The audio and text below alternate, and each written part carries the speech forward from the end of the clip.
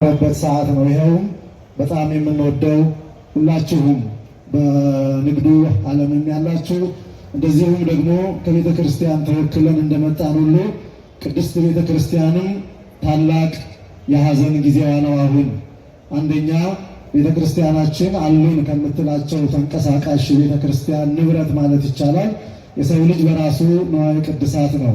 ቤተ ክርስቲያን የሚባለው የምእመናን ወይንም የክርስቲያኖች ጥርቅም ነውና ከቤተ ክርስቲያን አንዲቷ ተመዛብን።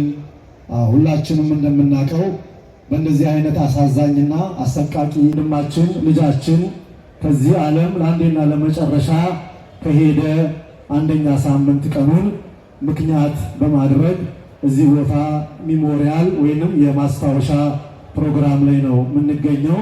ሁላችንም እዚህ ውስጥ ያለነው እንደምናውቀው ልጃችን ወንድማችን ምናልባት በፈለገ አይነት አሟሟት ብንሞት የሚሄደው ወደ ዘላለማዊ ቤቱ ወደ ጌታችን ወደ መድኃኒታችን ወደ ኢየሱስ ክርስቶስ ነው። ይሄ ደግሞ እግዚአብሔር ራሱ የገባው ቃል ኪዳን ነው።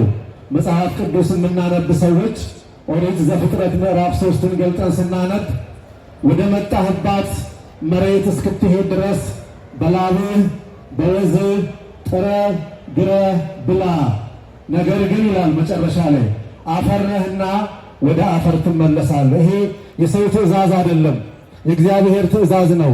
የእግዚአብሔር ሕግን የተፈጸመው ወገኖቼ፣ ምናልባት አሟሟቱ ወደ አፈር አካሄዳችን በዚህ ዓለም ላይ የተለያየ ሊሆን ይችላል። ያ ምክንያት ነው። ተኝቶ በትንታ እንቅፋት መቶን ውሃ ወስዶት በተለያየ በቃጠሎ፣ ነገር ግን ተወደደም ተጠላም ዞሮ ዞሮ የሚኬደው ወደ ዘላለማዊ ቤት ነው። ጌታችን መድኃኒታችን ኢየሱስ ክርስቶስ ይህንን ዓለም አሸንፎ በመጨረሻው ሰዓት ሲመጣ አውሬ የበላው ይላል፣ ውሃ የወሰደው፣ በእሳት የተቃጠለው፣ በጥይት የሞተው እያንዳንዱ ነፍስ ይመጣና በመጀመሪያው የመለከት ድምፅ ይነሳል። ወገኖቼ ሁላችንም ለፍርድ እንደምንቆም እናውቃለን። ሐዋርያው ቅዱስ ጳውሎስ እንደተናገረው ጌታ ኢየሱስ ክርስቶስ እንደሞተ የማናምን ከሆነ እኛም የማንነሳ ከሆነ ሃይማኖታችን ወይንም ወንጌል ውሸት ናት፣ መስበካችን ከንቱ ነው ብሏል ሐዋርያው ጳውሎስ። ስለዚህ ትንሣኤ ሙታን እንዳለ መላው ዓለም ያምናል። በዚያ ሰዓት ሁላችንም በክብር እንነሳለን። ዛሬም ወንድማችን በተለያየ ምክንያት ይሂድ ወደ ዘላለማዊ ቤቱ ነው የሄደው። አሁን ወንድማችንን እያስታወስን ነው፣ ቆመን እንድናስታውስ እግዚአብሔር ስለረዳን።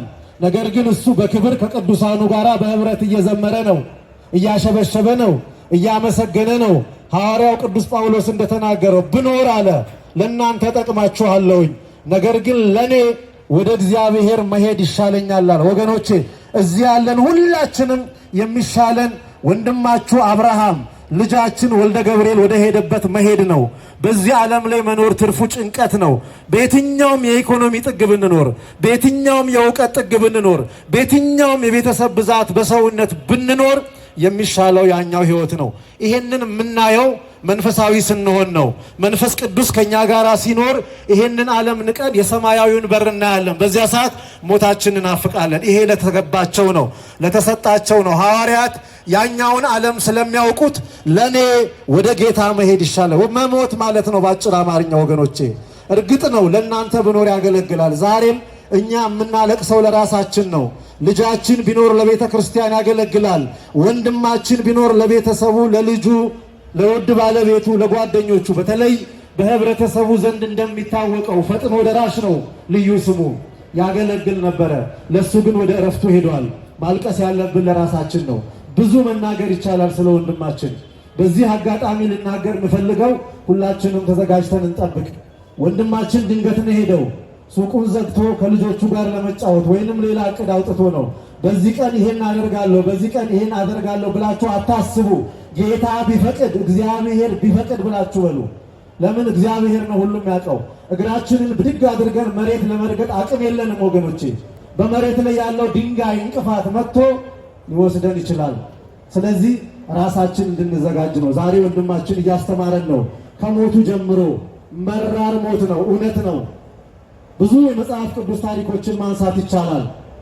የመጀመሪያው የፍጥረት መጀመሪያ የአባታችን የአዳም ልጆች አቤልና ቃኤል ተገዳድለዋል ወገኖች። የተለየ ነገር አይደለም። ያውም በመንፈሳዊ አገልግሎት ተቀናንተው የተገዳደሉት ታሪኩን ሁላችንም እናውቃለን። ኦሪት ዘፍጥረት ለኢትዮጵያውያን የአፍ መፍቻ መጽሐፋችን ነው።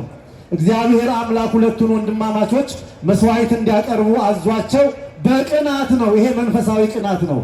ዛሬም ምናልባት ብዙ ጊዜ ክፉ ነገር የምንደራረገው ሌላ ነገር አይደለም፣ በቅናት በምቀኝነት በክፋት ነው። ይሄ ከአዳም ጊዜ ጀምሮ ሲወርድ ሲወራረድ የመጣ ነው። አንድ ነገር ብቻ ልላችሁ ፈልጋለሁ በዚህ ታሪክ ላይ።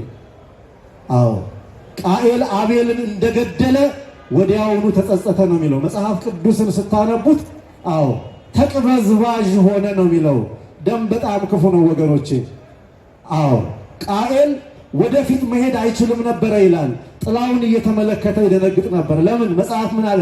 መልካም ብታደርግ ኖሮ ፊትህ የሚያበራ አይደለምን ይላል ወገኖቼ። ስለዚህ ሁላችንም መልካም እናድርግ። በኮንፊደንስ ለመኖር በነፃነት ለመራመድ ከዕዳ ንጹህ ለመሆን መልካም ስራ እናድርግ። ወደድንም ጠላንም ወንድማችን ወደ ቅዱሳን ኅብረት ነው የገባው። ምንም ክፉ ነገር የለውም።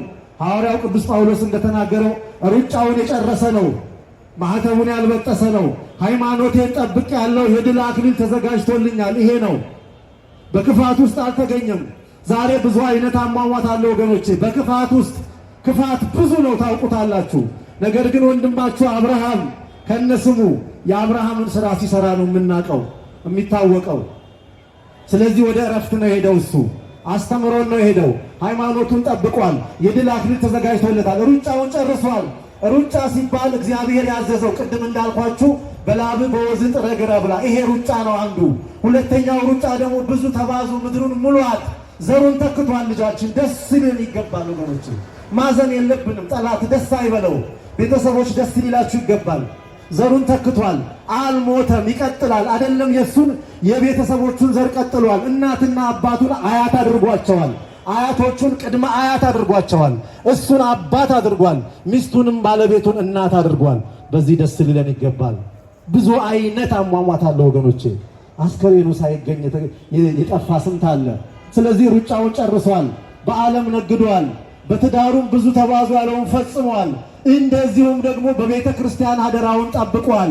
ቤተ ክርስቲያን በሯ በተከፈተ ሰዓት፣ ደውል በተመታ ሰዓት አብርሃም ቀድሞ የሚመጣ ልጃችን ነው። ይሄ ያየነውን ነው የሰማነውን ሳይሆን፣ በማንኛውም በማህበራዊ ጉዳይም በቤተ ክርስቲያን በሁሉም አገልግሎት በመንፈሳዊም ሆነ በኢኮኖሚም አገልግሎት ቀደምት ነው። ከዚህ በላይ ሩጫን መፈጸም የለም። ልንቀና ይገባል ወገኖቼ። እግዚአብሔር አምላክ ለሁላችንም ሩጫችንን ጨርሰን እንድንሞት ያደርገን። እግዚአብሔር አምላክ የወንድማችንን የልጃችንን ነፍሱን ይማርልን። እንግዲህ የተሰበሰብነው እዚህ ለማስታወስ ያክል ነው። ከዚህ በላይ አያስፈልግም። መጽሐፉም ሲራክም እንደሚለው ለሞተ ሰው አታልቅስለት፣ አንድ ጊዜ ሞቷል። የሚቻል ከሆነ መታሰቢያውን አድርግለት፣ ዝክሩን አድርግለት። ይሄ ዝክር ነው ለሱ። በልጃችን ስም በወንድማችን ስም መታሰቢያ ማድረግ ነው። የተራቡትን እንዳታለቅስ ብሏል። ማልቀስ አይገባም። ካሁን በኋላ እግዚአብሔርን ማሳዘን ነው። ተመስገን፣ እግዚአብሔር ሰጠ፣ እግዚአብሔር ነሳ ብለን እንደ ቅዱሳኑ ነው ማለት ያለብን። እባካችሁ ቤተሰቦች፣ እናንተም ጠንካራ ክርስቲያን ናችሁ። መሪር ሐዘን አታድርጉ። የጌታ ፈቃድ ነው የሆነው። ሁሉም ነገር ለበጎ ነው። ደስታም ሆነ ሐዘንም ሆነ ለበጎ ነው ብለን ስንቀበል እግዚአብሔር ስራውን ይሰራል። ስለዚህ እግዚአብሔር አምላክ የልጃችንን የወንድማችንን ነፍሱን በአብርሃም በይስሐቅ በያዕቆብ አጠገብ ያኑርልን፣ ቤተሰቦቹን ያጽናናልን። ምናልባት ይህንን ፕሮግራም ካዘጋጁት ኮሚቴዎች ማሳሰቢያ መናገር የሚፈልጉት ነገር ካለ ይናገሩና በጸሎት የጀመርነውን በጸሎት እንዘጋና መርሃ ግብራችንን እንጨርሳለን።